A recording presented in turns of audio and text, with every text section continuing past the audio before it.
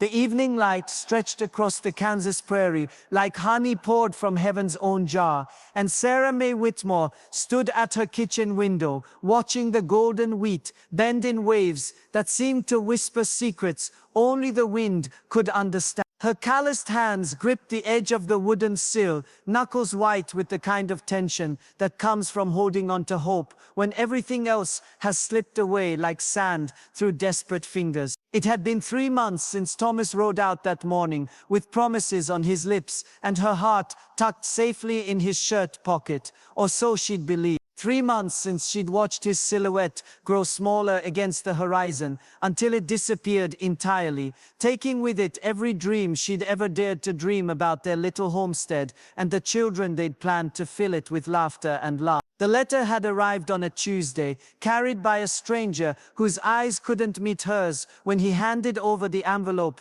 that would shatter her world into pieces smaller than the dust that settled on her kitchen table each evening. Thomas wasn't coming back. He'd found himself a new life in California, a new woman with smooth hands and a dowry that could buy them a proper house with glass windows and a front porch that didn't creak with every step. Sarah Mae had read those words until the ink seemed to blur and run, until the paper grew soft from her tears and threatened to dissolve entirely. She'd wanted it to dissolve, wanted those cruel words to disappear as if they'd never been written, as if the man who'd held her under the starlight and promised her forever hadn't just traded their love for something he deemed more valuable. But here she was, still standing, still breathing, though some days she wondered how her lungs remembered to fill with air when her heart felt so empty it might collapse in on itself like an abandoned cabin in winter. The neighbors had been kind, bringing casseroles and offering to help with the harvest,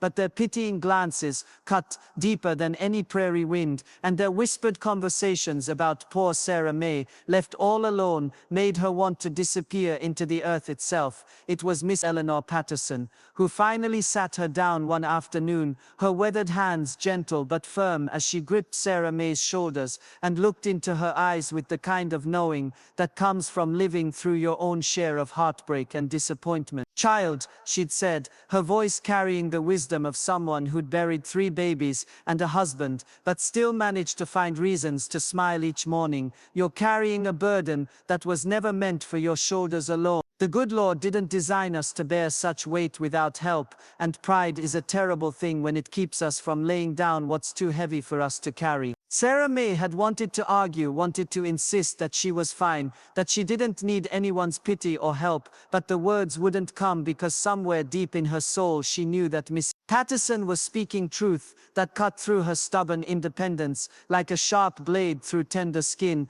"I've been watching you, dear one," Mrs. Patterson continued, her gray eyes soft with compassion, "and I see a woman trying to hold up the whole sky with her bare hands while her knees buckle underneath her. There's no shame in admitting that some storms are too fierce for one person to weather alone." That night Sarah Mae had knelt beside her narrow bed, the same bed where she'd dreamed of sharing with Thomas, and for the first time since that terrible letter arrived, she'd allowed herself to truly pray. Not the angry, bargaining kind of prayers she'd been hurling heavenward like stones thrown at clouds, but the broken, honest kind that comes from a soul that's finally ready to surrender its illusion of control. The tears came then, hot and fierce, washing away months of carefully constructed walls and leaving her raw and vulnerable but somehow lighter, as if she'd been carrying stones in her pockets without realizing their weight until she finally emptied them onto the floor. She'd cried for Thomas, for the future they'd planned, for the woman she'd been before betrayal taught her that love could be traded like livestock at market. But mostly she'd cried from relief, from the sweet release of finally admitting that she couldn't fix this, couldn't will him back, couldn't make herself stop loving someone who'd chosen to stop loving her. The days that followed weren't easier, exactly, but they were different. When the weight of loneliness pressed down on her chest, she found herself whispering the words Mrs. Patterson had taught her, "Lord, I'm giving this worry to you because it's too big for me to carry." When anger at Thomas's betrayal threatened to consume her like wildfire, she'd repeat those same words, sometimes dozens of times, until the rage loosened its grip on her throat and she could breathe again. It was on one of these quieter days that she noticed him. Daniel McBride had been helping with the harvest on neighboring farms for weeks, his broad shoulders and gentle manner earning him meals and a place to sleep in barns from here to the county line. Sarah May had heard the other women talking about him in hushed, appreciative tones, how he'd lost his own farm to drought and debt, but never lost his willingness to help others, how he had a way with animals and children that spoke of a tender heart beneath his weathered exterior. She'd paid their gossip little mind at first, her heart still too tender and torn to consider that it might ever beat for another. But when her own wheat began to bow with golden heads, ready for harvest, and no strong back to help her gather what would mean the difference between surviving winter or losing everything,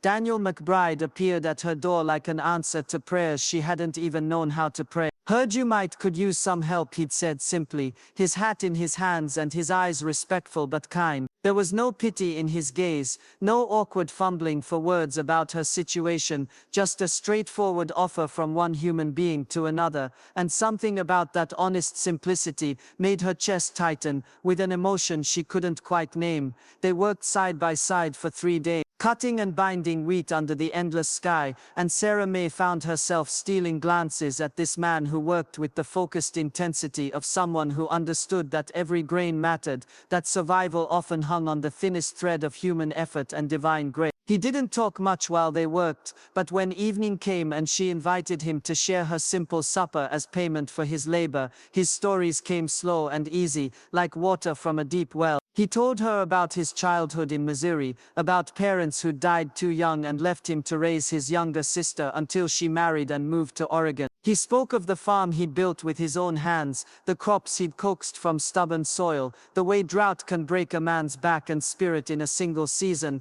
but can't touch the part of him that knows how to hope again. "Loss has a way of teaching us what really matters," he said one evening, his coffee cup cradled in work-roughened hands, that new gentleness despite their scars. "Took me a while to understand that sometimes God has to clear away what we think we want to make room for what we actually need." Sarah May felt something shift in her chest at those words, like a door that had been locked tight suddenly creaking open to let in the first breath of spring air. She looked at this man who'd known his own share of disappointment and betrayal, who'd lost everything he'd worked for but hadn't let bitterness poison his well of kindness, and she began to wonder if maybe, just maybe, her story wasn't over after all. But old wounds are slow to heal, and trust once shattered doesn't rebuild itself overnight. When Daniel finished helping with her harvest and prepared to move on to the next farm, the next family in need, Sarah May felt panic rise in her throat like floodwater. What if this was just another abandonment waiting to happen? What if she was fooling herself into believing that lightning might strike twice in the same heart? "I'll be working the Henderson place next," he told her, as he prepared to take his leave, "but I was wondering if you might allow me to call on you come Sunday evening. There's a church social next weekend and I'd be honored to escort you if you're of a mind to go." The invitation hung between them like a bridge she could choose to cross or leave unbuilt, and Sarah May felt every fear and hope she'd ever harbored wage war in her chest. Church socials meant facing the neighbors who'd watched her fall apart, meant enduring their curious stares and whispered speculations about whether poor Sarah May was ready to try love again so soon after being abandoned. But more than that, it meant opening herself to the possibility that her heart might heal enough to love again, and that terrified her more than any prairie storm ever could. What if Daniel saw too much sadness in her eyes? What if he realized she was damaged goods, a woman who'd been found wanting by the first man who'd claimed to love her? What if she gave him her heart and he decided, like Thomas, that she wasn't worth keeping? That night, alone in her little house with only the wind for company, Sarah May found herself on her knees again, but this time her prayer was different. Instead of bargaining or pleading, she found herself simply asking for the courage to trust, not just in Daniel's intentions, but in the possibility that God might have a plan for her heart that was bigger and better than the small dreams she'd built around Thomas's promises. "Lord," she whispered into the darkness, "I don't know how to do this. I don't know how to hope again, without being afraid, how to love again, without holding back pieces of myself in case I need them to survive another abandonment. But Miss Patterson says, you're big enough to carry what's too heavy for me, so I'm asking you to carry this fear too." Help me trust that you see something I can't see, that maybe this man who's been so kind to me might be part of a story you're writing that's better than anything I could have imagined on my own. Sunday came with a clarity of sky that seemed to promise good things. And when Daniel appeared at her door dressed in his best shirt and holding wildflowers he'd picked from the roadside, Sarah May felt her heart do something it hadn't done in months. It fluttered with anticipation instead of dread. The church social was everything she'd feared and more wonderful than she'd dared hope. Yes, there were stares and whispers, but there was also genuine warmth from friends who'd worried about her, and there was Daniel's steady presence at her side, never possessive or demanding but always there like a lighthouse beam, cutting through fog. When the fiddle music started and couples began to dance, Sarah May felt the familiar panic rise in her chest. Thomas had loved to dance, had spun her around this very floor countless times, while she'd laughed and felt like the luckiest woman alive. The memory threatened to pull her under like quicksand, but then Daniel's voice, gentle and understanding, cut through her spiral of pain. "We don't have to dance if you'd rather not," he said quietly. And something about the way he seemed to understand without her having to explain, made her look up into his eyes and see not pity but recognition, the look of someone who'd also learned that certain songs could reopen wounds you thought had healed. "I used to love dancing," she admitted, her voice barely audible over the music and laughter surrounding them, "but I'm afraid that if I try, all I'll remember is dancing with him, and I'll fall apart right here in front of everyone." Daniel was quiet for a moment, considering her words with the same careful attention he'd given to her wheat harvest. Then he extended his hand, palm up, an invitation without pressure. "What if we make new memories?" he suggested. "Not to replace the old ones, but to prove to your heart that it's capable of joy again. One dance, and if it hurts too much, we'll stop and go get some of Mrs. Henderson's apple cider instead." Sarah May stared at his outstretched hand, this man who understood that healing wasn't about forgetting but about being brave enough to hope that better days might still be coming. Slowly trembling like a bird learning to fly after a broken wing has mended, she placed her hand in his. The first few steps were awkward, her body remembering Thomas's rhythm and expecting different movements, but Daniel was patient, leading her gently until she found her footing in this new dance with this new partner. And somewhere between the fiddle's sweet melody and the warmth of his steady hand at her waist, Sarah May realized something that made her breath catch in her throat. She wasn't thinking about Thomas at all. She wasn't comparing or remembering or grieving. She was simply present in this moment, with this man, feeling grateful and nervous and hopeful all at once. When the song ended,